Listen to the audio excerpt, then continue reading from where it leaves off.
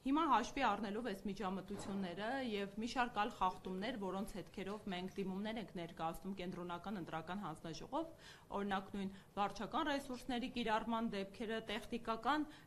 նաեւ նշեմ, որ խախտումները իրենց բնույթով լինում են տեխնիկական եւ բովանդակային։ Տեխնիկական են օրինակ պաստառների հետ կապված գործընթացները, կրկին,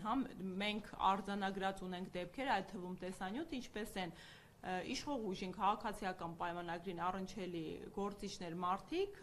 ակտիվիստներ պատռում մեր պաստառները Ուժեղ Հայաստան դաշինքի։ Դա եւս իրավախախտում է եւ պետք է հետևանք կրեն։ Բայց բովանդակային առումով էլ մենք,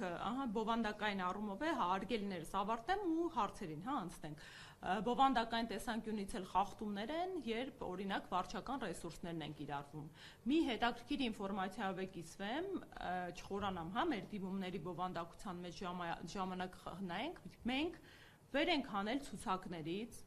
մոտավորապես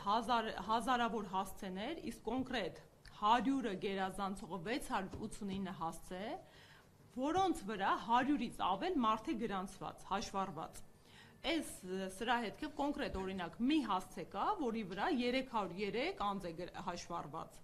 Սրա հետքերով դիմել ենք թե ներքին գործերի նախարարություն, թե կենտրոնական ընտրական հանձնաժողով պարզաբանման նպատակով, որովհետև առնվազն